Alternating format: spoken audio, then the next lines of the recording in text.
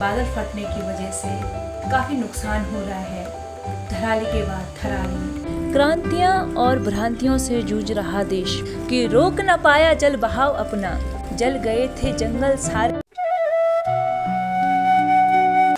Hello दोस्तों, नमस्ते, good evening. कैसे हैं आप सभी लोग? और उम्मीद करते हैं कि आप लोग अच्छे होंगे, बिल्कुल स्वस्थ और बिल्कुल मस्त होंगे। तो दोस्तों, स्वागत है आप सभी का मेरे यूट्यूब चैनल रीना निजी पहाड़ में आज फिर से एक नए वीडियो के साथ। तो दोस्तों, आज का जो वीडियो है वो पहाड़ी लाइफस्टाइल, पहाड़ी कामकाज से बिल्कुल थोड़ा सा हटके होने वाला है, क्योंकि दोस्तों मैं आज आपको लेके आने वाली हूँ इस वीडियो में एक छोटी सी कविता, जो कि मैंने खुद स्वयं रचित की हुई है। मैंने स्वयं अपने द्वारा एक कविता लिखी हुई है। तो आज मैं इस वीडियो में अपनी कविता को लेके आने वाली हूँ। तो दोस्तों, कविता सुनाने से पहले कविता का जो टाइटल है, क्या है और किस लिए मैंने इसे रखा हुआ है, तो कविता सुनाने से पहले मैं उसके बारे में आप लोगों को बता देना चाहती हूँ। तो दोस्तों, जो मेरी कविता का टाइटल है वो है उमड़ता हुआ जल सैलाब। यानी कि आजकल हमारे पहाड़ों में आपदाओं की वजह से, बादल फटने की वजह से काफ़ी नुकसान हो रहा है। धराली के बाद थराली, नारायणगढ़ की थराली, और थराली के बाद परसों ही बीती देवाल में जो है भयंकर बादल फटने से काफ़ी नुकसान वहाँ पे हुआ है। तो दोस्तों, हमारे पहाड़ों में भू कटाव काफ़ी मात्रा में हो रहा है, और इसका जो मेन कारण है वो है वनों का कटाव। तो इस प्रकार से जो काफ़ी आपदाएं आ रही हैं, और हमारे यहाँ के लोगों को, पहाड़ी लोगों को काफ़ी नुकसान झेलना पड़ रहा है। तो इसी पर एक छोटी सी कविता इस प्रकार है। उमड़ता हुआ जल सैलाब। उमड़ता हुआ जल सैलाब आंखों के तले धरा का धरा रह गया। उमड़ता हुआ जल सैलाब आंखों के तले धरा का धरा रह गया। ये समझ न आया इस धरती का दुश्मन कौन होगा। ये समझ न आया इस धरती का दुश्मन कौन होगा। कभी मुगलों का आक्रमण हुआ, हमने भी सुना। कभी मुगलों का आक्रमण हुआ, हमने भी सुना। तो कभी गुलाम बना देश अंग्रेजों का, तो कभी गुलाम बना देश अंग्रेजों का। क्रांतियां और भ्रांतियों से जूझ रहा देश, क्रांतियों और भ्रांतियों से जूझ रहा देश और दुनिया। ये समझ न आया ये दुश्मनी क्यों और किस लिए छिड़ गया। ये समझ न आया ये दुश्मनी क्यों और किस लिए छिड़ गया। कभी देश की सरहद पर गोले बारूद, कभी देश की सरहद पर गोले बारूद और अंगारों से हमलावार आतंकवाद का कहर छाया। कभी देश की सरहद पर गोले बारूद और अंगारों से हमलावार आतंकवाद का कहर छाया।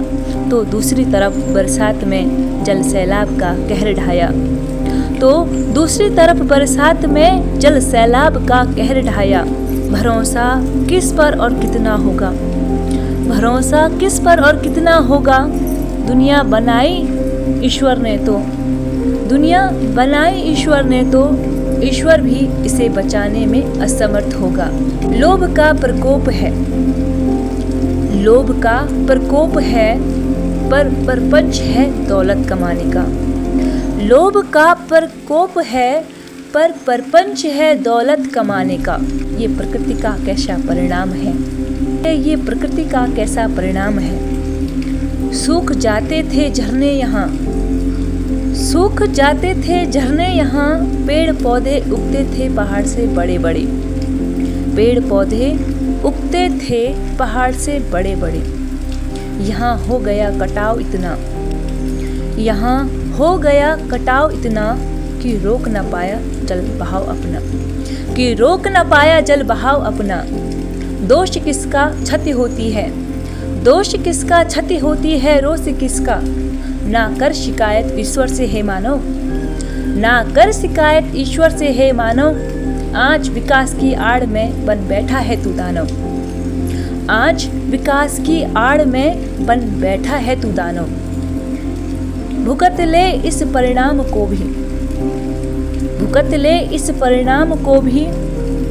ना रुकेगा ये जल सैलाब बनकर, ना रुकेगा ये जल सैलाब बनकर।